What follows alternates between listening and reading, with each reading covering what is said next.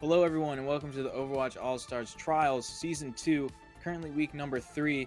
Today we have the Mean Greens taking on the Wacky Wildcats. I will be your play-by-play caster today for Zach, and I am joined by none other than Tony. What's up, Tony? How you doing? Doing well yourself? Good.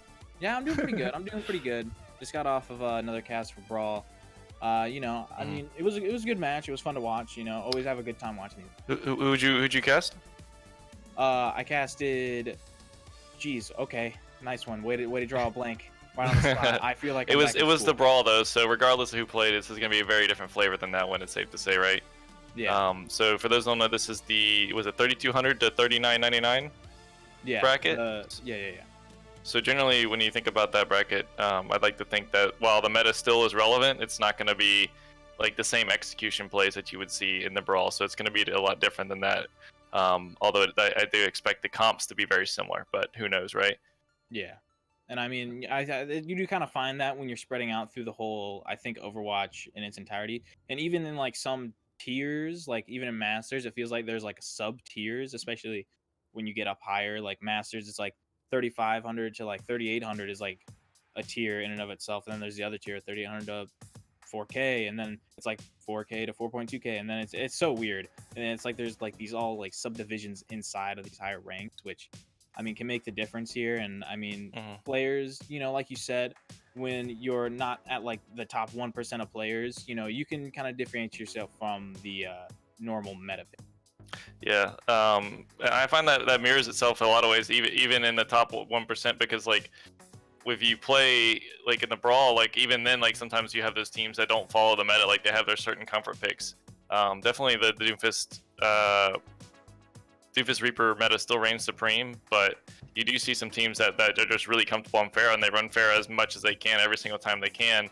And some people love Bastion, and some people like the Symmetra, some people like Bastion Symmetra. So you do see some weird things, but not what you would expect to see in this match. So I do expect to see a lot of more deviation from the current meta, which is definitely something that is exciting.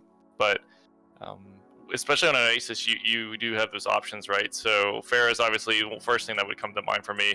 Even though she technically is meta, I'm thinking specifically about like Doomfist Reaper. So you do have Tracer could be a viable option for sure with a 13 meter range. So she can run around the outside of I believe it's the city center with a jump pad and just cause a lot of harassment and whatnot. So it'd be interesting to see if they stick to the Doomfist Reaper or if they stick to Pharah or something crazy that's neither of those options. Yeah, I mean on Oasis here, you can kind of, because there's all these like sub maps inside of it, run different compositions depending on what map it is. And especially I feel like on Oasis, whenever it's like not really too meta, as long as you're not really in University, if you're somewhere like City Center or Gardens, you can kind of run like maybe a dive. But University seems to be the first round that we're going to be going. Yeah, and this one's a lot more clustered in, so I do expect the meta to raid Supreme Doomfist Reaper, and these tight corridors on the sides are really, really strong, and even in the main, like it's not like a huge spread out area. So unlike University, you would, Pharah is actually playable. Like I've seen it many times because the ceiling is high enough to warrant that. But if you do see a Pharah, I would highly expect to see a Doomfist or Reaper being the second DPS. And when it comes to the tanks, I would, I'm not expecting anything outside Orisa. Maybe a D.Va or D.Va or Sigma, basically, right? Because D.Va can be really good in this meta, especially with a recent buff. So yeah, and especially another buff. Yeah, and especially another buff to Roadhog. I mean, him just recently getting a bit of a buff to his ammo, and then kind of a nerf over to Sigma when it comes to his kinetic grasp. Now the hook being able to kind of work around that. So right now, it looks like they're on those Roadhogs, always subject to change until they really come out of those spawn doors. But really, the only difference, actually, we're seeing two differences here, and that's the support lineup and the D. Sticking with the Zenyatta, that's really weird. But yeah, the 6 shots on Roadhog is not to be understated. It's a huge thing. That 6 damage, or 6 shot rather, could be the kill. So I'm interested to see how the Zenyatta plays out, though. Yeah, and it's pretty exciting. I see them. They're actually going over to the right here.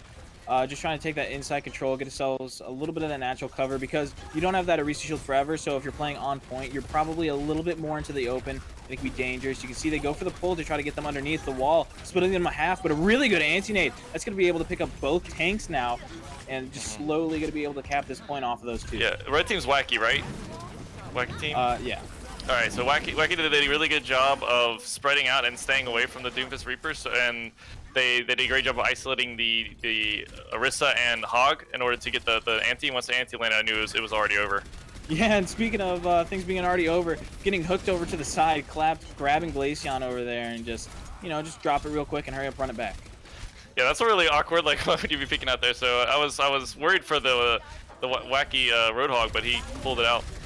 Yeah, Clapped was able to get it, and Dex now getting a kill over onto the Reaper, so their push is just going to be slowly fading away. They get another hook. They're just completely stopping whatever kind of aggression they want to have here. Yeah, the Wacky Wildcats are doing a really good job of winning these fights without using any ults, which is obviously the prime, like the way you want to win fights, right? So with the Mei ult, I expect that we could win the fight solely with that, but they do have the Nano at their disposal as well if they want to give it to the Reaper. Yeah, it wouldn't be a bad option. And Anti-Nade comes out, gets over onto that Roadhog Glaceon. It looks like they're kind of just playing right now at this choke. They're going to back off, give up a little bit of space, try to regroup themselves. But a pretty good sleep could spell the end for Clapped, and that it does. Now the wall came out. You've also seen the sound barrier. But the Blizzard is just going to be trapping everybody alongside that Bongo. Chris right now is going to be able to pick up 2. Ace falling in suit, taking out that Orisa, and you know, I mean, the fight, as much as you want it to be over right about now, it just kind of seems like Wacky's going to be able to hold it yet again. Yeah, they did a really good job of even losing somebody early, their Roadhog, getting caught out of position and antied. And the Mean Greens did use their beat, so this is looking really good for Wacky Wildcats. Yeah, they have so many ultimates to use right now. They're getting a pull, just trying to pick off someone really quick. But the Mei has that cryo freeze, so they don't have to worry about it too much. The Reese is already down, but you lost out on Bryce. Now you don't really have a wall to possibly stop anything from going through. But a big Death Blossom is going to be able to pick up 3. Not really going to be much you can do after that. Ace is on his way to get just that right now. He was able to pick up 4. But now the whole team is down for the Mean Greens, and that'll spell the first round end. Yeah, Clap did a really good job of off angling, to where even if his hook didn't make the huge play that it did, he was really close enough to reconvene with his team and come back and fight 6v6. But that pull was just massive. They didn't even see what was coming. He just destroyed the Orisa. So the Wacky Wildcats are doing a really good job with their ult economy. That's what I'm most impressed with, because they were the ults that they've been using have been getting value every single time. And they only used 4 at the end just because it was, you know, it was certain it was the last fight. So like they didn't even have to use trans like the whole time. They literally could not have even used it and still won. Same thing with the Reaper ultimate. They got it at the end, but they just didn't have enough time. The fights were over so fast they couldn't even build those ultimates. So props to them, especially for knowing the win condition. Because if Mean Greens is able to speed onto the Melucio, it's going to be a completely different fight. But it didn't ever happen. Yeah, and I mean, you know, that could always spell trouble if you aren't having a good enough ult economy, because then even if your enemies are just a little bit better, you know, it makes it really hard, because maybe you are able to get all 6 ultimates up at once, and you're like, okay, this is pretty good, we got this next team fight 1, but you use all 6 or 5 to get it, you know, You're pretty much done for in the next fight. And I really like Wacky Wildcats comp here. It's going to be very hard for them to take out the Pharah. Yeah, and right now the Immortality actually comes down. Disability gets taken out in the back by Ace. And it looks like they're just trying to look for some type of pull here, and they're going to find just that. The pull goes up into the far Mercy. They grab the Mercy, but I don't think they're able to finish the kill. Deck's still up, and now, again, Mean Greens are getting taken down once more. These fights drawn out onto the point here. Really just favoring towards Wacky. Yeah, they definitely got the fight now. It does show some promise with that hook pull being on point. They're going to need a whole lot more of that in order to take out the Pharah, because not really anything else on their team can do that. And definitely, like what I alluded to earlier, was that Tracer on this point can really just be an absolute nuisance, just run out wherever she wants to, and just harass without impunity, basically. Except for now the McCree, hopefully he can shut her down. But it's definitely going to be a team effort to address the Tracer and make sure she doesn't get a whole lot of value. Yeah, and right now it looks like they're going for another pull hook. Not quite able to find anything, but Clapped is, and so is Bryce. 2 already taken down on the side of the Mean Greens before they can even really get in through this choke here. And they're being super aggressive right now on the side of Wacky Wildcats, making sure that they can just clean up everybody. No one really going down on the side of Wacky Wildcats. I believe the Pulse Bomb was invested. They're able to now take out Cantrip and Haughty. So they're just getting the engagements that they absolutely want. The range is like, they're not like melee range by any means. The Reaper is not getting hardly any value, and they're just letting the Pharah do her thing, and they're just a Mexican standoff until the Pharah just works her way through the Mean Green shield, and then the Tracer, if by that point she hadn't already gotten a kill or gotten somebody really low, they're ready to engage and or pull somebody. So they're just really, spacing is what's working for them the most right now. Yeah, it looks like the pull hook coming in from Wacky Wildcats. They're able to find someone yet again. The Immortality comes down though to try to save him from getting hurt anymore. Chris actually being the one to go down now. That's 2 now down on the side of Wacky Wildcats. The Mean Greens see their opportunity and they're deciding to go in right now. Of course, Diggity Dog unfortunately got taken down there trying to go in. The barrage is now out too, but I think the ultimates used there, even though they were able to use like 4 of their ults, not quite able to take the point, or So the not quite able Tracer, to the keep Nano the point, Tracer was a rather. really good point. She actually got like the 4 of the Mean Green's attention, but she just didn't. The rest of her team didn't collapse on the other team enough. They didn't make them punish. They didn't punish them enough per se. And I'm surprised that they're staying on the Pharah because I thought that that's what that barrage was. Kind of just like, okay, I'm gonna swap. It's fine. Especially since they have the McCree with High Noon, it's gonna be very, very difficult for her to get as much value she's been getting. Yeah, definitely. And I think right now, looking at it, we talked about how the ultimate economy seems pretty well for the Wacky Wildcats. Let's see if they're also going to be able to do that well on the side of the Mean Greens. Right now, though, with Disability already down, the Bongo taken out short after, though, it's going to be looking a little bit risky for him. The Death Blossom comes through, is able to pick up Chris, but Relivi is able to also get the nade, killing the Diggity Dog. And right now, it's looking pretty grim. Oh, maybe not, considering that Reg just came through. Cantrip able actually to bring the Reaper back. But Bryce still wreaking havoc from the skies. No one really there to answer him. He's actually going to pick up another kill there, too. It looks like it's going to be going over for them, but Oh, his ability is no. able to use the High Noon to pick up the Fair Mercy in the sky, but Ace used the Pulse Bomb. Hurry up, take out Glaceon. Collapse, of course, always ready with that hook. Able now to take out the enemy Reaper. Ace Lily's doing work. You got to well. give him credit. He's carrying his weight, but once the fight devolves and like the Pharah gets more and more dangerous, like the less people there are because there's not as many shields, and especially when you don't have any tanks to stand up to her. Like she's just gonna one shot with that Mercy proccing in her. Yeah, and right now they have to walk their way over to this point, and that's gonna be pretty hard considering we got this Pharaoh with the barrage dangling right above their head. They're actually gonna go in now. They get Haughty, but they were taken down really fast by the enemy soldier. But of course, you got that whole lot coming through with the Nano. You're not gonna be surviving that one. Yeah, Mean Greens, they showed some promise there at the end with the comp swap. I do like the McCree. I would like to see the Reaper. He did get some value like when he got the flanks, but the flanks were just so hard to get because once again the Wacky Wildcats doing a good job of staying passive, right? So they made it very punishing for the Mean Greens to get on top of them. So by the time they did, they were like down a man or in a critical condition at least. And so with that amount of damage the Pharaoh was able to do, the ults were coming at pretty good times, although you know the one where she died at the very end, like I thought she was gonna swap, but still, like the Tracer on the team was doing really well. I think overall their execution, especially we saw the hook pulls. I think there was like the only one I saw out of Mean Greens was like the Pharah. I don't know if they even got a hook pull kill on any of Wacky Wildcats team. I'm not quite sure actually. Thinking back on it, I know that they were able to get the Mercy on one point, but I think that At least on this point they didn't have didn't. any left in the match. Right. So yeah, that's a huge issue. Of course, the Wacky Wildcats hook pulls are just making plays, and they're just getting kills like every other fight, it seems, at least. So it shouldn't be as big of an issue going forward. I doubt that we'll see that matchup.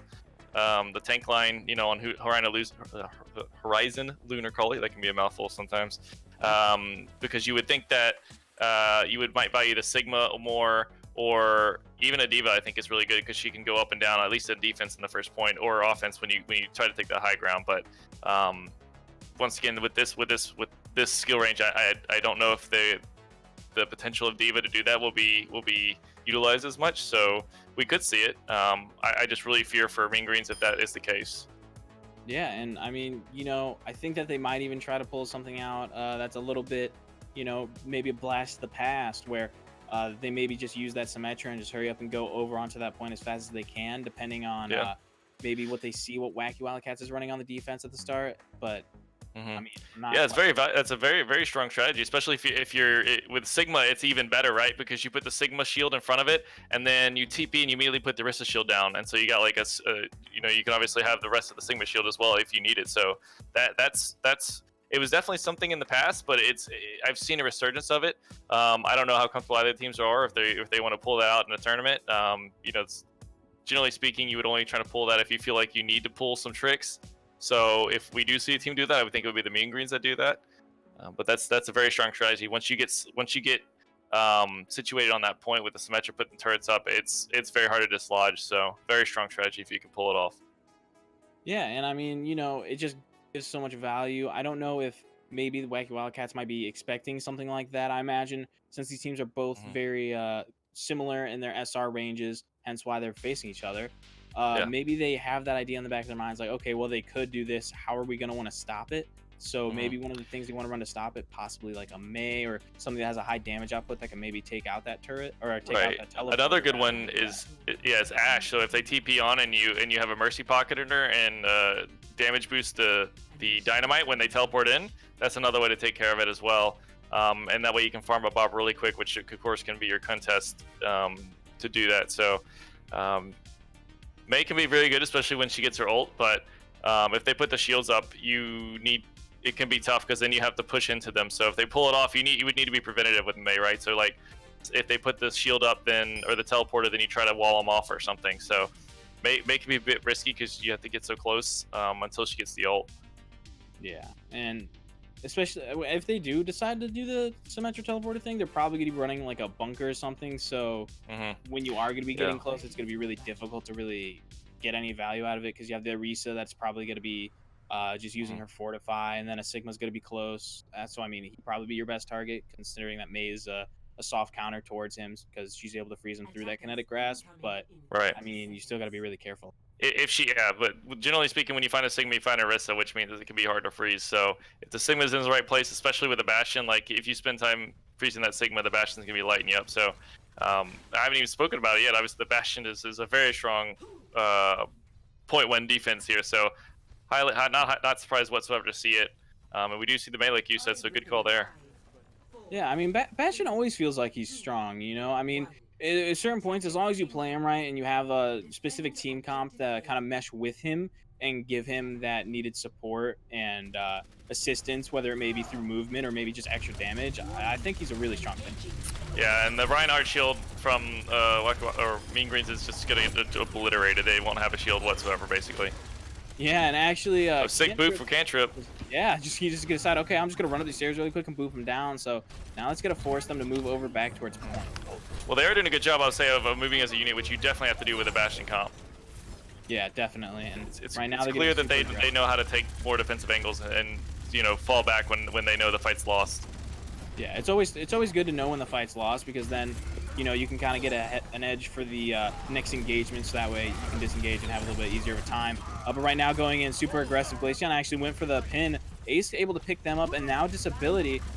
Right now they're kind of just playing slow and now just looking for a pick. They know they probably Speaking won't of be able fight to go loss, in, right? But yeah, speaking of the fight loss, Ace now able actually to pick up his third. About 3 more. They're kind of stalling this out. They might just want to go in and die really quick. They're kind of taking their time with this, so losing a little bit. That was kind of awkward, right? Like they had a great angle. Like they could have put the immortality around the corner, but it was in a weird spot where it didn't like reach the full like corridor, so to speak. And then the Ryan just charged in, which is obviously gonna be instant death. So I'm not sure what went on there, what they decided to do, but that's not exactly how you want to approach the Bastion. Yeah, I think maybe there might have been a call for like a Zarya bubble, so that way he could try to go in and pin, and maybe either he missed the target or possibly he just got that thing drained super fast. So going into this next fight, I'm sure that they're going to be ready for that. Taking the time. Yeah, they're gonna have to play around the Zariel basically. Like, I guess our only win condition, but which is probably why they're swapping to the Hanzo. So hopefully he can get his dragon real quick, but it's very hard to get through those barriers. Yeah, speaking of very hard to get through barriers, a wall is definitely something that's going to make it a little bit difficult to walk forward. But Cantrip is again just going right back in. He's going to try to boop somebody off, not quite able to really get any value out of it. The pull comes through right now. Glaceon just keeping up that shield to try to get some value out of it. Harlequin getting really close to that Graviton. Like you said, possibly a win condition here. The immortality's down. Ace getting with the damage boost right now is able to pick up Disability and Cantrip. Another 2 down relatively fast here in this fight, just like the last one. Ace now getting 3. Could he be going for what his name says? Is he going to be going for more kills? He's got the 3. He's not quite able to pick up this 4th here. Chris is going to take that one. That was a pretty good attack from Mean Green. You definitely want to be pushing the issue whenever they're readjusting. Bastion comps are trying to reset up. The problem was they didn't have everybody. They have people like Ryan that can run really fast and sprint in or whatever, and then you have like a Zarya, which doesn't really have any movement speed to speak of. So it was kind of disjointed attack, but definitely the right idea. Yeah. And right now they just kind of peeked out a little bit there. Glaceon used a little bit of that shield. Just going to be recharging that to get his buddies all the way over to the other side. 60 seconds remaining. Really only 1 fight territory. And I mean, they got a few to work with on both sides. Yeah, it's going to be very tough for them to get close enough with all 6 in order to use the Story ult effectively. Yeah, and actually the Sigma decided to use his Flux there. Didn't quite get anybody and fell down actually because of that. But of course, they're still able to pick up all these kills here on the side of Wacky Wildcats, even though they're just trying to run over here to this point. And I mean, oh, match pause right now, possibly. Oh DC. no. Yep, there goes Chris. Because the Orisa, that's obviously one of the most crucial parts of this comp, so that could be very, very bad for them.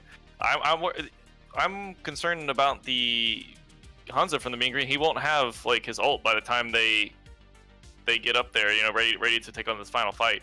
So obviously being 6v5 will help them, but he needs to be staying back. Like, I'm surprised they killed him on point. Like, he should be just farming his ult. That should be his only mission right now, right? Because if they have that, and as long as they get the ults off correctly and they're able to kill the lamp from Baptiste, then that's like a guaranteed team wipe, right? Which is obviously how you play 2CP. Like, you want to be having the ult advantage, and just even if you spam like 5 to get one fight win, that's worth it. So that's what I'm concerned about the most, because he's likely not going to be able to get that in the next 35 seconds. Yeah, but I mean, he's got a little bit of a chance here because the Orisa is gonna have to come back all the way from spawn. So I mean, there's a little bit of a light shining through, maybe a little bit of hopefully some gears are turning in their minds. Like, okay, we have this advantage. How are we gonna use it and actually see some results out from it? So I think they're probably gonna have an issue with keeping that Bastion up. Maybe they just kite back, you know, just stay over, wait for that Orisa to come back up, and then they go back in, possibly. Right, yeah, especially since the Mean Green don't have the usual negation for Bastion ult, right? So they don't have the Kinetic Grasp from a Sigma. They don't have the double barrier. So this Bastion ult can be huge. So definitely they could even win 5v6 with the Bastion ult alone and the Mei. Like, those are 2 fight-winning ults. So as long as they don't all get grabbed and just demolished, you know, because it's very easy for them to take out the lamp. If they get a good engage on you with the grab. So as long as they're able to pull those two value of those 2 ults, then it's definitely winnable, even 5v6, like I said. Yeah, and I mean, right now they're going to be picking off the Zarya pretty soon, so they're still going to have to wait another 10, 12 seconds. Actually, they're probably going to have to wait like 12 seconds before they can actually engage. Down to 30 now. They're going to have a little bit of tough time. Disability actually switching over. Yeah, the Hanzo knew he wasn't getting his ult, so I think that's not a bad call.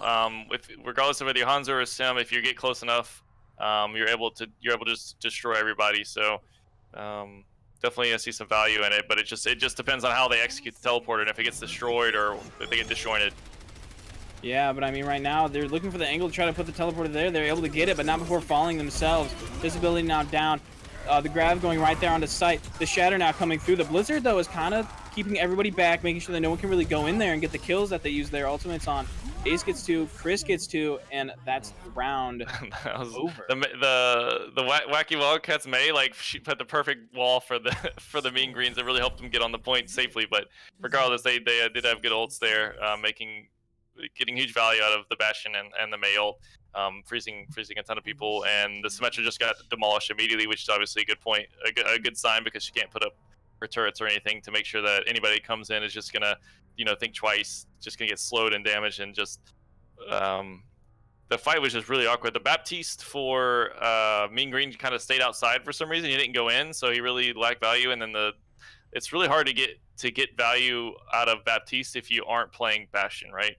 Very, very hard, like, because there's not much that can do it. Like, with the Zarya, it's not going to get much. The Lucio's not going to get much. The Ryan, if he E's, but he can't E against the Bastion, so you don't have that Bastion to just massacre people through the window, and obviously your team's going to be moving a lot more. So I think that was one of the big issues for Mean Greens, why they couldn't take that point. Yeah, I mean, the Baptiste was, I think, kind of more of they want to get into that really close quarters, but the issue is, since they are running the Lucio, they weren't quite able to do that. So when they were trying to get close, they were just kind of getting melted down by the Bastion. Right, yeah, exactly. Just Orion, like, his shield's going to last all of 2 or 3 seconds at most. The only way they were going to make use of it was the first fight, where they had you have to use, like, walls. So they were set up around a wall, but they didn't execute it right. So you have to be really practiced with it, especially against the Bastion that punishes you so badly for being out of position. So that's, I mean, rose-colored glasses, like, obviously 2020 hindsight vision, but, you know, definitely something that they can make use of here, especially with the Bastion, which I'm surprised that they're taking, like, the point as opposed to, well, I guess with the Symmetra, but even still, you can set the Symmetra turrets up in the top left too, but interesting strat. Yeah. I think just because they know if they do have to rotate from up top, like, they may have been afraid of a Sim TP onto the point. The Bat got knocked out, that sucks. Over there. Yeah, losing the BAP early on is not what you'd like to see. Bryce really going in there, but Glaceon getting a pick on a Dex, though, is going to definitely slow things down. Wacky Wildcats going in here, but the shield was placed over in the main objective, so they're not going to have a shield. They just got to have to play far back. And right now, the Bastion's having a little bit of a hard time with Bryce just kind of picking off on them with those rockets. They're going to have to keep careful, though, and make sure that Ace doesn't get a kill through there with the Widow, which they do. Can't trip down. Now the Bastion also down. Everybody's starting to go down now on the side of the Orisa shield was set up in a way so that the Bastion could be seen from the front. That was interesting. Yeah, I think they just placed it right before they knew about the initiation on the right, so they didn't quite get it in time, which was a little Yes, yeah.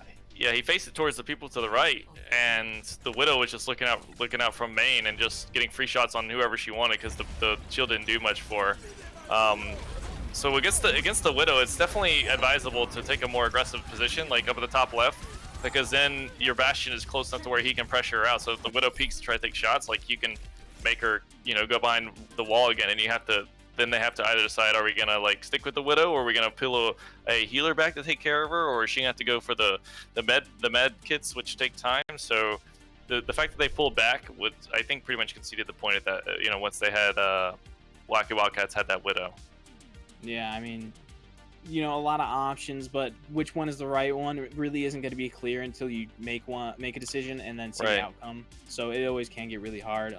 We're 2 maps in now, so if you guys want to vote for the MVP, now seems like an all right time if you want to decide to do that. We've seen 2 maps so far. Whether you want to vote for someone on the side of Wacky Wildcats or the side of the Mean Greens, you can absolutely do that down below. Yeah, for me, it's like the Wacky Wildcats Hog Orisa. So obviously, with 2 people part of that, like you have to choose who you think has done better. I think their Hog Orisa have been really on point, and I haven't seen them out of position and just getting caught out for the most part, which is definitely very hard to do against a different Hog Orisa, especially as the Roadhog, because you obviously don't have the shift that the Orisa does to prevent you from being pulled hooks. So the Hog from Wacky Wildcats does seem to know how to position himself well, even on Oasis, with that his off angles with pulls. Like he pulled one early on to the right to pull him off the enemy Roadhog off the ledge, and then later the last fight he pulled him the Orisa from the left side and demolished her. So for me, that's my MVP so far. Yeah, you can totally put in a lot of work on that Roadhog just purely because of that hook. If the enemy team isn't paying attention to you and maybe they don't notice that Hulk coming above their head, or maybe they don't notice a little bit of a jingle jangle coming in from the side around the shield as the Roadhog just comes up with a hook, stealing your Mercy, and now you're down a support, and then it just starts going downhill from there. Yeah, especially with the Sigma nerf. I mean, obviously the shield can still deflect it, but his kinetic grasp doesn't. So if you pull him up and it's that one cooldown is affecting him, or it's broken, or he just fails to do it, then you can still get value hook pulling a Sigma. So with that said, I do think that I expect them to do that going forward, especially on Junkertown, because that's that was been a pick for some time now. It's definitely a strong one, even though Sigma kind of took over for the most recent meta. But I would not be surprised to see them stick on that Hog Orisa. Yeah, and I mean, I think what really comes to it with Junkertown is, what do you think they're going to run DPS-wise, really on either side? I mean, do you think maybe they go for that double sniper? Maybe they go for the Bastion, Well, the Wacky Wildcats have pulled out the Widow, which they did on that in there, and they with huge value, even though, like I said, the shield wasn't placed ideally. So I would not be surprised if they ran a Widow. For the other one, I would not be. I would think that they would run a Bastion Widow on attack. I'm trying to think. So Wacky Wildcats is attacking. Okay, yeah. So I think that's my bet. What do you think? I wouldn't be surprised if teams decided to go different and like maybe one run the double sniper, but since they're on attack right now on the side of Wacky Wildcats, I can definitely see them doing the Bastion comp, like that pirate ship. And I think that maybe the Mean Greens is going to expect that, so they're going to go the Bastion. So I think you're definitely right. I think the Mean Greens go Bastion, but I think when it comes to the Wacky Wildcats, it might be a little bit more of a coin toss. Right, Mean Green can do double sniper because it's a very effective way to do it, because you let them get to that wide open area right before capture point 1, right? And then you can double team the Widow, right? So you double snipe her, so she really has to take 2 sniping duels at once, and then once you kill her, like the Bastion can't really punish you a whole lot because you're so far away, like his shots aren't going to do as much as they need to, and you can just with a Hanzo especially just take out her shield.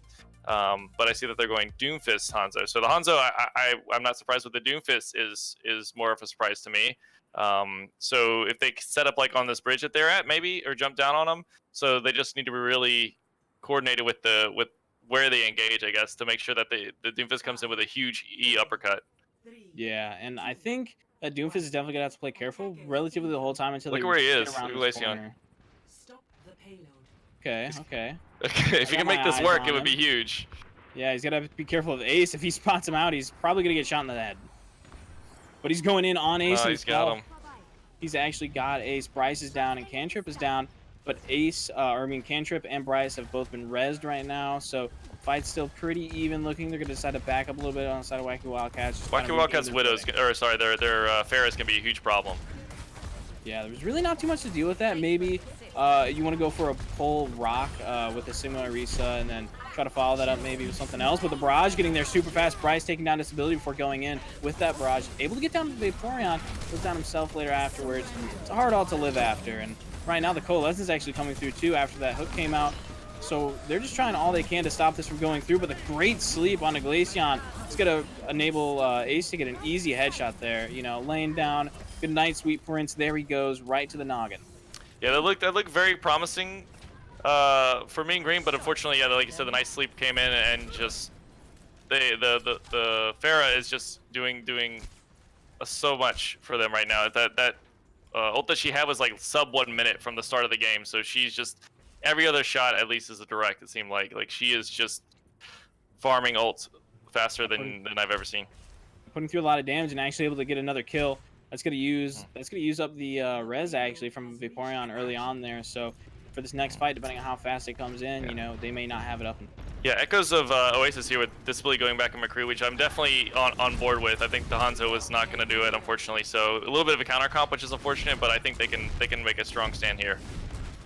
Yeah, and right now, I think Glaceon's gonna have to be careful. That Pharah is coming in through the window. If they get picked off right now, that could spell danger. The Bongo's gonna come out though from Harlequin, but a boop taking them off the high ground. Actually, an amazing boop there. Noticing that shield may have been just a little bit off the wall. Good hook, clapped, able to bring in El Diggity Dog and actually get the kill. Disability going down next. No one able to stop this Fire Mercy right now because of that, except maybe that Moira if they want to try to do that. But now that takes away from your healing. The res almost coming through, clapped, absolutely clapping on Vaporeon right there, getting that hook. Glaceon though, taking out Ace in the back line. Eyes are on him, but of course Dex is just going to go back there and put that res up. Glaceon using the Meteor Strike though is actually able to take down Relivi, and now Glaceon down, Harlequin down. It looks like this is probably going to be a second point capture. Yeah, Glaceon's doing a good job of being annoying, but he's not really being like super effective in like getting like high impact kills, right? I mean, he's looking fancy going in and taking people out, but unfortunately, like when you get picked off early, like and the fight lasts another 20 to 30 seconds, like you can see second point entirely. I'm not sure exactly where I didn't see how they picked him out, but that needs to be cleaned up or changed. Otherwise, it's going to be a very quick Junkertown attack. Yeah, but Disability making sure that Bryce knows that there is a hit scan still on the field and they can't just be playing out wherever they want. But speaking of hit scans, there's Ace getting the kill on a Cantrip right there. Of course, going to be res. Vaporeon always ready with that when they need it. Yeah, Wacky Wildcats looking like they're going to stick with the Pharah though. Yeah, I mean, the Pharah is still a good play. They got the barrage. It can put through a lot of damage. You got to make sure you position yourself right. Clapped actually able to get Glaceon, and now Disability also down. The Bongo's out. Now it looks like they're just trying to use that to maybe just save some space, get a little bit more time on this car here, maybe put through some damage as much as they can before they go out. Chris now taking down his opposing Orisa. Bryce taking down Vaporeon. They have to back up now. There's probably only going to be another one or two fights. Staggering really hard here. Yeah, Bryce getting a bunch of kills right now. 3 or 4, I think, right there. Disability's probably going to have to back off. He's about to find the Doomfist, too. Looks like he's searching for him. No, maybe not. I thought he knew where he was. Glaceon's so sneaky. Yeah, you can never count out Glaceon. Sneaky, very sneaky. Looks like right now he's just going to be going up over there. Tries to get Ace, but Ace was actually dropping down just at that time. So unfortunate timing for him. He's going to have to back up now. His cover's been blown. But Disability's able to get the headshot onto Ace. The res isn't going to be possible there. Ace is way too far in the enemy lines. But Glaceon gets taken out, though, because of a good hook shot combo there from Collab. Chris able to clean it up after that. The Nano actually goes on to Chris now, and he's just running in there, rampaging, trying to get this Orisa, who's now using Golden. And the Anti comes out. The focus is probably over the McCree, but speaking of focus, we need to focus on this far right now. Using the Barrage, able to take down 2. And this payload is just getting closer and closer with over 3 minutes on the clock. An amazing time they can cap it anytime soon here. Relivi able to actually get another kill with that nade. Glaceon going down now 2, and wow, a little over 3 minutes. Yeah, that was interesting. For some reason, well, the first off, shout out to Chris R, the Orisa for Wacky Wildcats. That's a sick pull on Glaceon. Like his pulls have been awesome. So that's gonna be my MVP right now. And then the Nano comes out on him, which was a little suspect because they had a barrage ready to go. I mean, it worked out. Like I guess maybe he felt like he was maybe he was reloading or something and didn't have his nade, so he just had to save him. I didn't think he was that low, but maybe he was.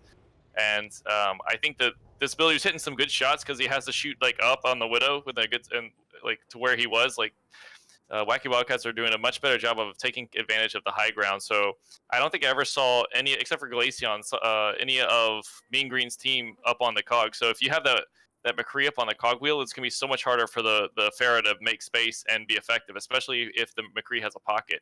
So that's I think one of the main reasons why that third point went so badly for Mean Green. Yeah, I mean, not being able to contest the air, that's kind of, you know, I mean, if that far is just getting free range in the air, they pretty much have free range over the whole map. Hmm. So it can make it really difficult. I think you're right in the sense of yes, they need to get on top of that high ground, but I think maybe sending him up there with a pocket could be very risky as well because you know if a pull comes through, it has a chance to get him or the pocket, which would most likely be a mercy. So maybe play high ground, but maybe not play on the cog. I'm thinking maybe play Yeah, maybe maybe one play of further the back, one of right? the That higher little ground. like pedestal or something. Yeah, I mean, Yeah. it's damn if you do, damn if you don't, right? Like if you just let her do what it can, but yeah, you don't have the help of your tanks or any of your team to protect you if you do get grip pulled.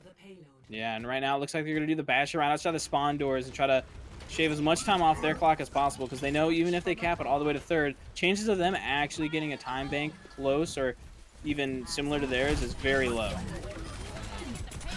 So Wow, right now Disability taking out Bryce super fast there.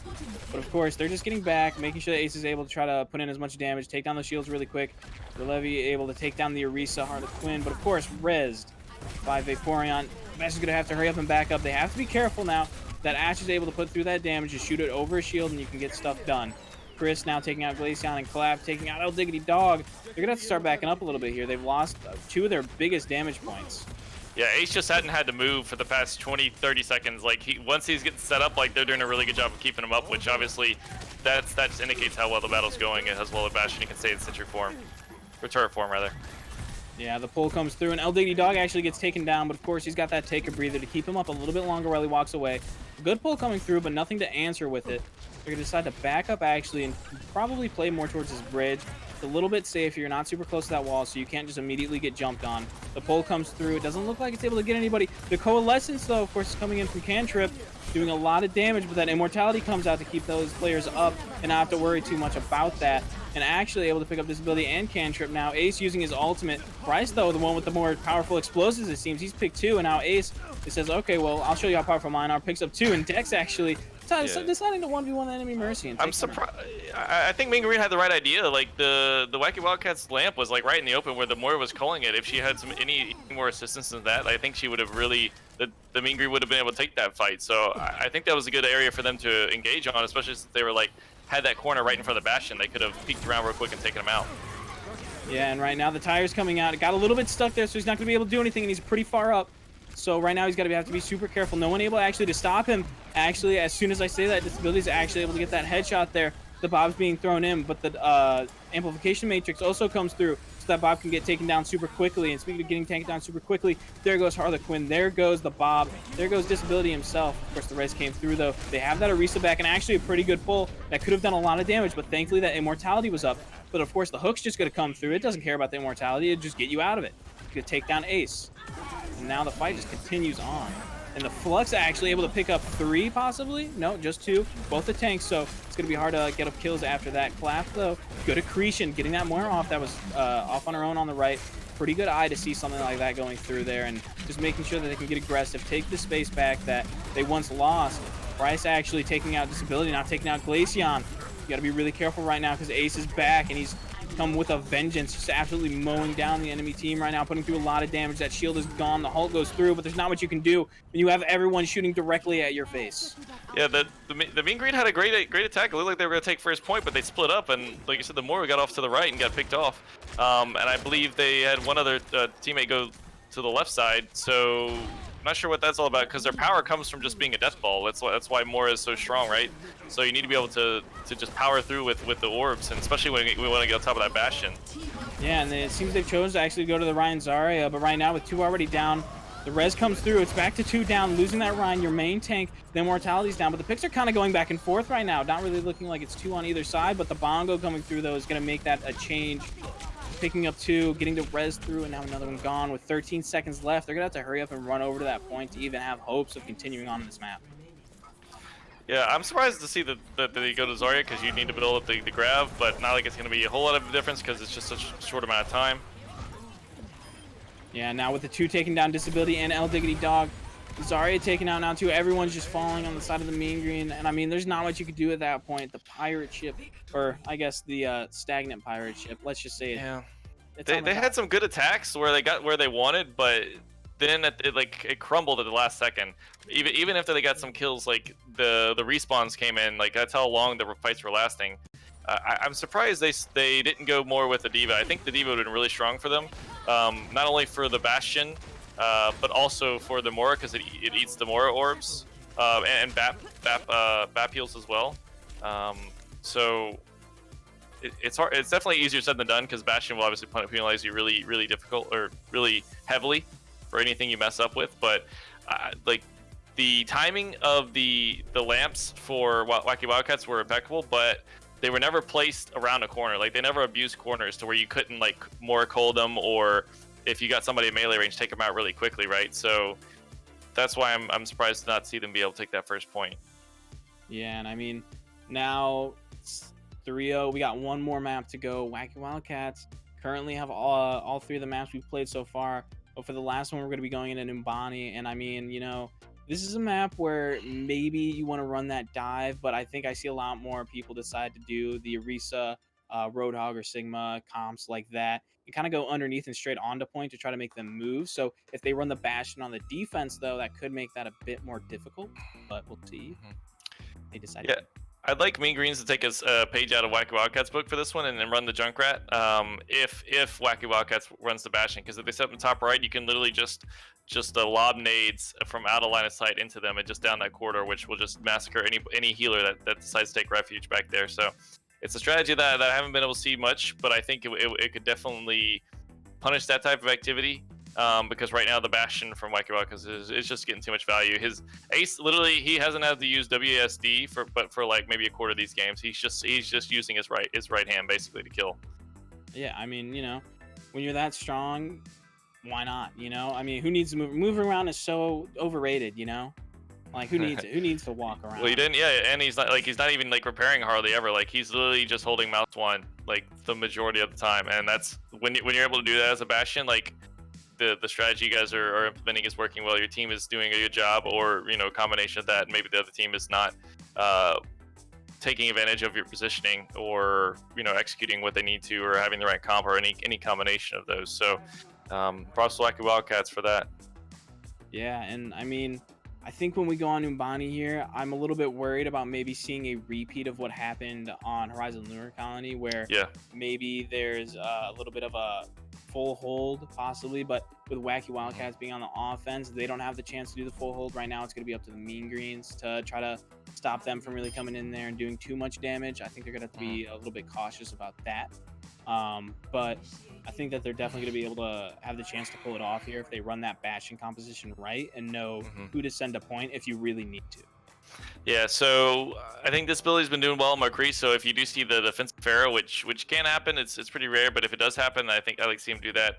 I think generally him on, if you get like an Ashe, maybe throw a Dynamite in there. If you don't decide to do a Junkrat style, is definitely strong, or you could just, if you feel like maybe these last, if there are times like if you're playing it like you're down 3 maps like in this instance, and you feel like, okay, we need to try something completely different, then you could go for like a dive. So if you have like a Hammond and a D.Va, or a Winston, and you're able to get like below, like if they set up with a Bastion like near the corridor, and then you like get below them and force them to come to point, or you know, you throw a Sombra in there with EMP if you're able to farm that.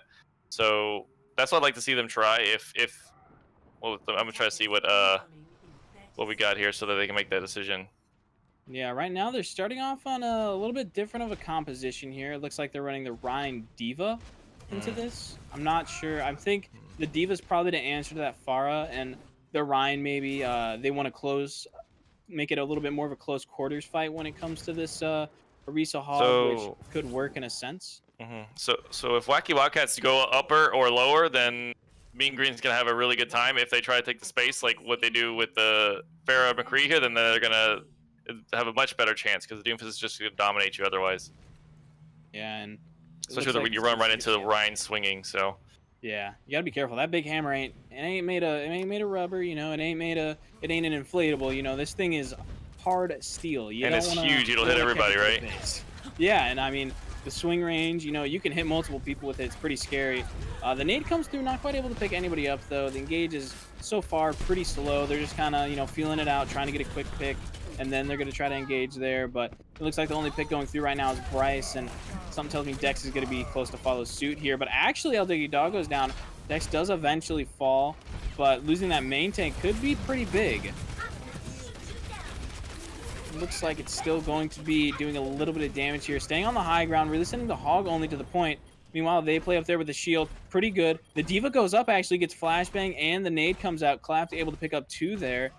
And right now it looks like it's just going to be Disability and Vaporeon just trying to get that point stalled out a little bit longer right now. The Ryan comes on in, you know, just try to get a little bit of time off that clock there, but I think that's going to spell the end Yeah, of this. that was really awkward. The El Diggy Dog was doing everything he needed to do. He was holding spot, and then when they came in, he started swinging. Then Glaceon went after the Fair Mercy, which is obviously not going to be. It's very hard for Doofus to get that. And then El Diggy Dog got just massacred. He looked back, and was like, "Team, where'd my team go?" So he kind of just got run over. So feels bad for El Diggy Dog. Yeah, and right now, I mean, they're pushing up super far. They knew they had the point. They just kept a couple people there. They're gonna push up. They're actually able to pick El Diggity Dog and Glaceon. Clapped, of course, does get taken down pretty soon by Harlequin. So they're gonna start walking backward just little by little. But I mean, they have the space now to take it over. It's really gonna be like a 3v5. So I think really the ones that have to be nervous right now are the Mean Green, making sure that they don't overextend and lose certain ultimates. Like right now, using that self-defense or self-destruct. Maybe you want to save that for a little bit of a later fight, but what about the fight right now? Disability able to pick up 2, though. That's the important thing. Getting pocketed by that Mercy, making that damage so powerful onto that Ash. Dex actually gets the res off onto Really V, but still, it looks like the Bongo is going to come out. Not too much really space being taken or anything, but with all the ults coming out now, the Bob sending to the backline, he was woken up, but actually a super far hit back to try to stop him from putting in too much damage. Bryce able to take out that baby Diva. So it looks like it's kind of back and forth right now, but now going more towards the side of the Wacky Wildcats. Ace able to pick up 2, Bryce able to pick up 2 his own, but Glaceon over in the backline able to take out the Ana. But of course, the res just comes through and says, well, I mean, you can take them on all you want, but they're still here. Yeah, Mean Green, their comp is not one that can sustain very well, as opposed to Wacky Wildcats, whose comp has just super amount of sustain. And the longer you fight toe to toe with them, like in a Mexican standoff style, like the more chances they have to get a hook pull on somebody, right? And the same thing with Ace picking somebody off. So Mean Green needs to play more offensively. Not that offensively though. Yeah, right now Not they with the probably want to McCree, push yeah. up a little bit more. Right. But unfortunately, the second point was captured there. The McCree's taken out. Glaceon's taken out. They're actually still dropping over onto the point instead of just completely backing up there. Right now, Diggity Dog is kind of being taken off guard here. Wasn't ready for that Orisa to be behind them. Vaporeon, though, on the brig, just kind of walking up there, trying to stall a little bit, but getting hit back by that Doomfist there to send them all the way back to spawn. I think the brig is a good call. The problem is that like you have to get up close with without losing all your teammates, which is just not happening right now. This is kind of like evidence as to why Ryan is not as popular as Orisa is right now. Yeah, and the Diva's still up top, getting harassed by the Doomfist. Glaceon, though, on the counterpart Doomfist, isn't quite able to get anything done. Claps probably got a hook onto them, I imagine. Another one trying to come out there. Claps wasn't able to quite find anything there yet. They do get the baby Diva out, though. Get this Orisa, yeah, okay, finally. Yeah, and Tiggy Dog actually decided to just go on in with that pin. But I mean, Ace right now picking up 3 headshots onto 3 of the enemy players. Of course, who else would they pick them off? That's what happens when you don't have 2 shields, right? The Widow can just have a field day. Yeah, I think that last like minute and a half was just straight staggers. Like I didn't see like a full 6v6 like ever since before the second point was taken, right? Like they just lost that fight and then they came back and McCree got picked and then Diva was like up in the rafters like running around for the next 30 seconds and then they just capped the point. I don't know, maybe they're just trying to be like I do understand the point like where you're like, okay, if we play straight up against this team, it's just not going well, right? So maybe we try to do some fancy stuff. Let's send Diva on a massive flank. but there comes a point where you just need to, like, okay, we need to try. We have something different, like with the Rhyme, but we just need to play aggressively. It's just so hard, especially since they didn't have a Lucio, right? So you need like a Lucio Mora, or you need even Lucio Brig. Like I think that could work if you get close enough without dying. So the strategy, like it was like me like a few shades of like genius, and then like the execution and just the rest of the comp was just not suited to what they were trying to do. Yeah, it is a really weird composition. I think maybe they were too focused on how the parts of their composition would work against the enemy team that they really didn't get to see if the parts would actually fit together in cohesion. So that made it a little bit awkward for them to kind of go in with that. On the defense, though, it does look like they're going to be running a Sombra here, which is something you mentioned earlier, how EMP can be very good here in these situations. Right, but I was speaking mostly about offense. So on defense, I don't know if I've ever seen a Sombra on defense except for like when everybody picks Sombra, like Sombra goats, like right, like so. Not just, I don't know if this is just comfort or they want to try to test this out because they're feeling so comfortable.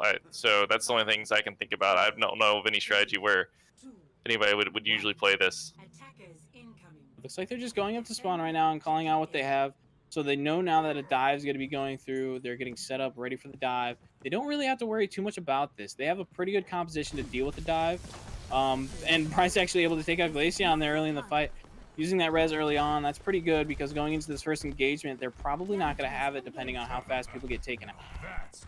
Yeah, certainly. Especially with a dive, you'd highly expect that if one person dies, everybody dies, or the other team dies. So you got to be going fast and furious. So this res is not going to be a factor, most unlikely. Yeah, it looks like they're finally making their way up to the point, but a good hook from Collapse to try to get him off the high ground there. Vaporeon actually able to take down Bryce. Maybe getting a little too aggressive there onto the Mercy, who decided to bite back. The high ground, though, still being taken by Wacky Wildcats. You know, they haven't sent anyone down to point. The tick's gone through. Ace getting a kill on a disability. The res has come through. Now Harlequin actually able to bring disability back up. And now they're oh my goodness, I can't speak. Now they're being taken on the side of Wacky Wildcats. There's not much they can do now. A really good first engagement there, despite having to use that res fairly early. Very surprised they took that. The Winston was shocking, like the Hog for 80% of that fight. I think that just the pure shield break coming out of Mean Greens was definitely a factor there. Just they were able to finally get through that Arista shield and start dealing some real effective damage. I think the dynamite from disability was very good as well there. And just outshooting was the key to how they unlocked that point. Yeah, Bryce now switching over to the Genji, which I think against this composition, I don't know how well it'll do. I imagine they're trying to get the Mercy out of position, if that's possible. But right now on that Diva, so Harlequin's gonna have to hurry up and back up. I really don't like that. Both healers from Mean Green are very slippery, very hard for Genji to kill and lock down. Yeah, and even the DPS too, I guess maybe he's going to go in on disability, but even then it's going to be really hard. The Dragon's coming through. Ace able to take out disability, who was anti-nated very low. Of course, the res comes through, is able to bring him back into the fight, but Glaceon gets taken out. No res now for that. Using the Steve defense matrix to try to hurry up and take out this Orisa, but Ace still uncontested is able to take out disability. Clap now taking out the enemy Mercy. Here we have the bomb going through. Is it going to get anybody? It's going to get two. It's going to get both of the supports here. This fight that seemed a little unwinnable now maybe had a little bit of value there for a second. Unfortunately, the only one possible. It's possible, but Wacky Wildcats is doing a good job of just spreading out the battlefield, getting Ace the space he needs to just make plays, and he's definitely doing that. So you had like the Hog going around left, the Widow top right, like you have to pick and choose, and the Hog did a really good job coming around right at the right time and just destroying the back line. Yeah, and right now the Widow sights are up, so they know everyone is. They're going to get disability out really quick, but I'm sure it's going to get rezzed up here, and that it is. But El Diggy Dog is also down. The Bongo and the Whole Hog also coming out.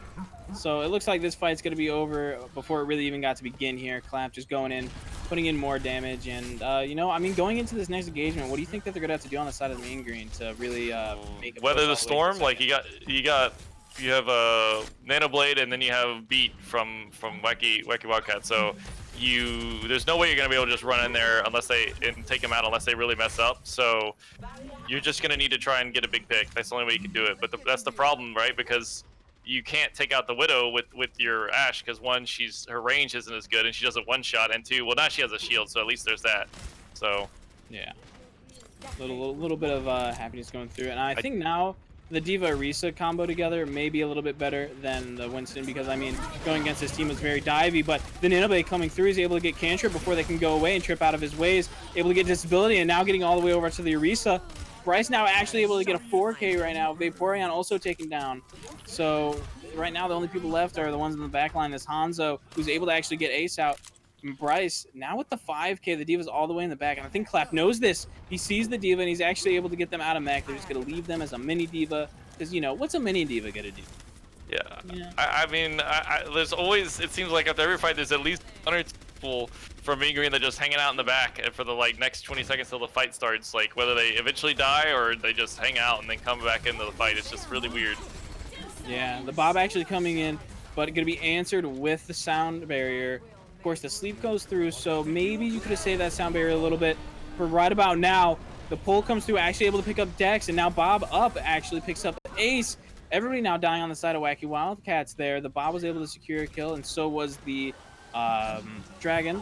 So now it kind of seems like they're going to be able to get the second point here with a fairly good amount of time in the bank, but it's not going to be anywhere close to the Wacky. Yeah, they won't match them, but definitely signs of life here is this is probably closer than any of the other maps. I think they did a really good job of, well, I guess it's more like the ebb and flow of like the ult economy, right? So unless the beat would have gotten huge value, which it obviously didn't, then they were gonna win that. So it definitely worked out like planned.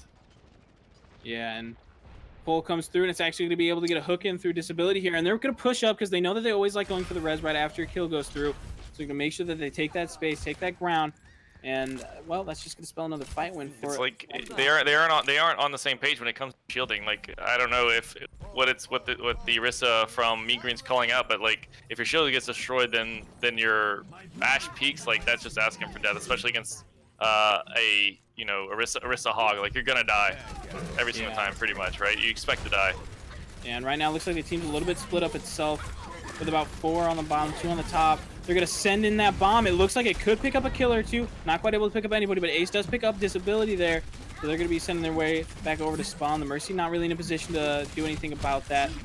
The pull does come through. The bomb go out though for the side of Wacky Wildcats. It's gonna enable them to go farther, a little bit faster. Ace picks up another kill. Bryce following close behind, picking off Glaceon there. And up top is the Mercy fighting for their life, but not quite able. The hook pulls are just, I'm having deja vu, man. It's happening every single time. It's just, it can get hard to watch because like like if you have a D.Va on a team, you try to eat the pulls from the Orisa, right? But that's not happening. And then if you're playing with the Ash and you have a Mercy pocket, you want to try and stay back and just try and farm, but that's not happening. She's way too close to come around the corner, like peek so close that you're gonna be getting pulled every single time. So they need to be clearing that up real quick if they want to take this third point. Yeah, I mean the halt there was a little bit too short.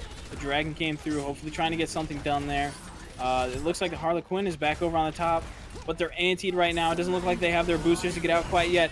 But Disability is able to pick out Dex and Chris, but Bryce with the Nano Blade comes in, and Ace is actually able to go in from the back line. That's a double kill on the high noon, and actually also able to pick up the Orisa there. Now all that's left is that baby D.Va on point, and of course, just getting staggered out. Did McCree come up the top rafters there? Yeah, he just straight up RKO'd the fools. That's crazy because like the D.Va came from there, so I was like, I don't even know behind them in that respect. So props to them. That was a huge play. Even though they didn't really, that's the thing, they didn't really need it, right? Because they had Nano Blade anyway. But that's cool.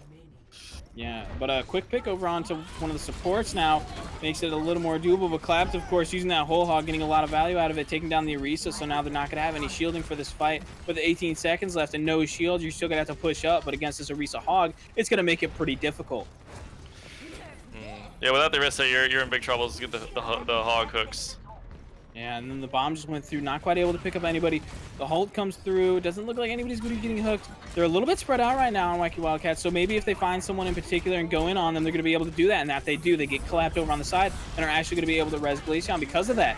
So now they're back on the point. The Dragon goes through, stops them from pushing up too far. They now have to back up on the side of Wacky Wildcats, which is probably what they want to do in the first place. Ace down right now, and now Chris down as well.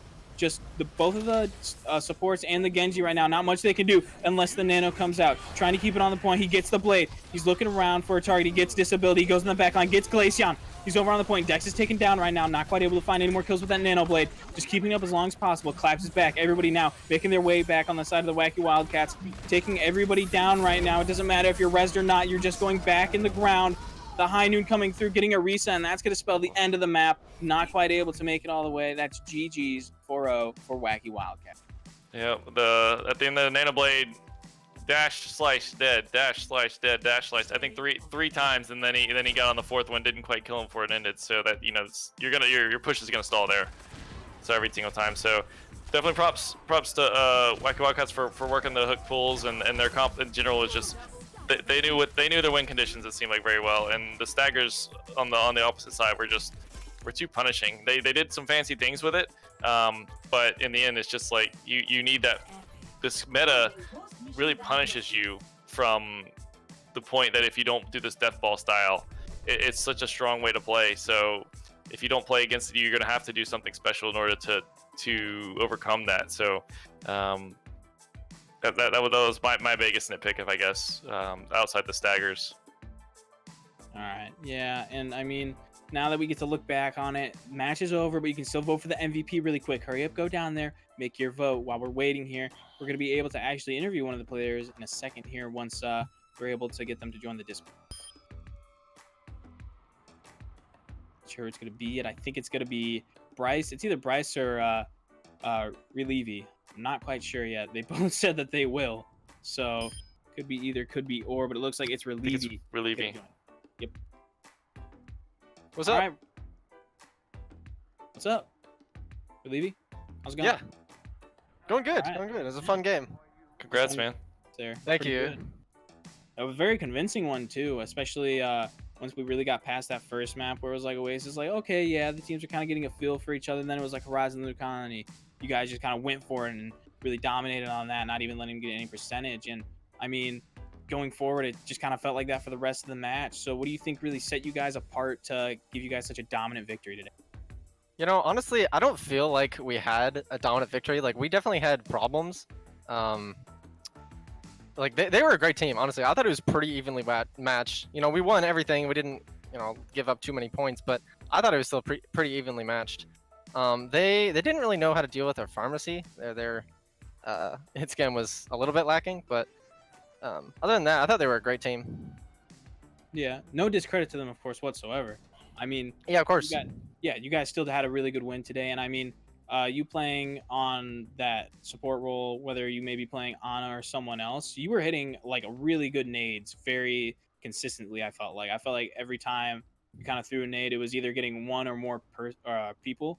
So do you kind of have like a way you throw nades in a specific fashion that lets you do that, or is it just kind of like, oh, there's people? Yeet. Yeah, so specifically for Oasis, we had the Mei. So our Mei would put a wall up behind their Orisa, and well, usually their Roadhog as well, but specifically the Orisa, so I could bounce the nade off the back and purple both of their tanks, and then we could really play pretty aggressive off that.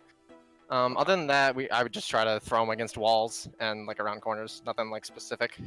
Do you guys usually like often play Ana Genji? Like, is that something that you guys do regularly, or is that something you felt like maybe this particular match warranted it? So we've only had one scrim since the new patch, so we haven't really done anything other than Orisa Sig for the past month and a half. Mm-hmm. So no, that was just kind of like on the spot thinking, yeah, nothing really planned. Yeah, and I mean, I'm sure at points it kind of felt like the enemy team was running stuff that was really kind of their own style. We didn't really see meta picks from them too often. I thought that the Ryan Diva combination on Umbani was pretty interesting, and I kind of liked the idea behind it about how their separate parts would kind of go together to stop you guys. Did you think that was a pretty good idea to go up against one of your guys' team comps from going in, or do you think that maybe they could have done something a little different, like maybe just kind of play a Bastion possibly, or have something different like that? That's a tough question. I don't really know. Like, our team come on. So most of our scrims on that map, that's actually our worst map. Most of our scrims on that map, we kind of really have no idea what to do. So we were just kind of picking a bunch of different stuff. I actually don't normally run Ana on that map. I normally run like Moira or something.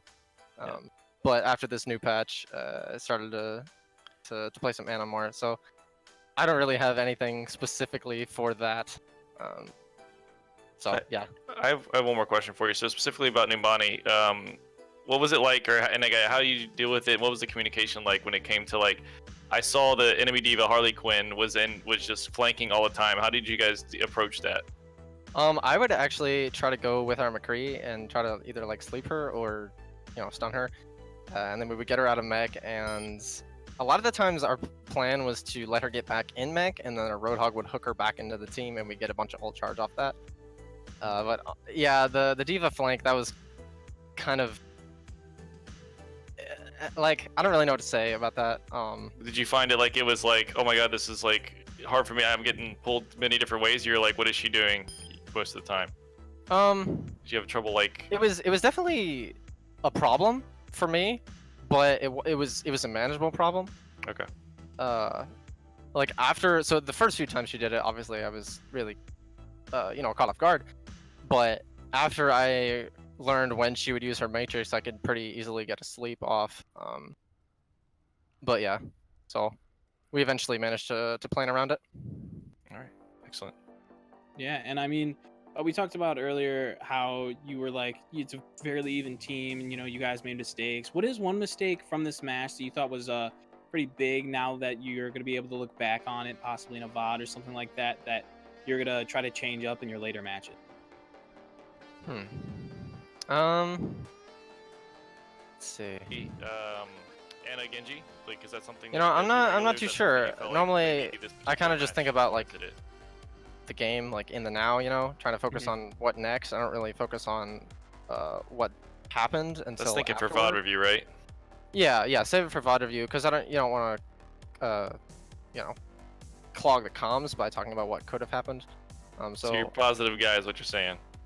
Yeah, pretty much. Always looking forward. But yeah, obviously when we go back into our VOD, we're gonna see some mistakes we could have improved on. But as of now, I don't really have anything specific. Do you have anybody you want to shout out? Oh, shout out.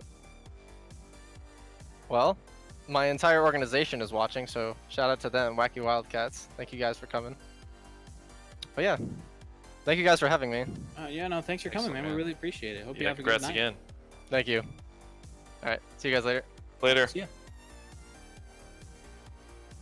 All right, and now with that being said, we're drawing closer to the end right now. I haven't gotten the MVP polling quite yet, so unfortunately we're not quite able to tell you that. But we can look back on these matches while we have this spare time and think, where were those turning of the tides that could have had anything different there for Mean Greens or Wacky Wildcats, especially in that new Bonnie map, which was probably the closer one. Right. Yeah. Well, I think Olivia said it well when he's talking about their Farad was not uncontested for the most part. I mean, maybe some of the earlier parts of the maps before the Mean Greens made their adjustments, but I think that is the sole reason that that it seemed like it was a very dominant match, even though, like you said, they were pushed maybe to the limit or close to it. Otherwise, I'm surprised he didn't mention the hook pulls. So that's for me when I was watching. Like, I know it sounded like a broke record, but it happens so many times. I think it's worth mentioning many times as well. So those are the two big points for me.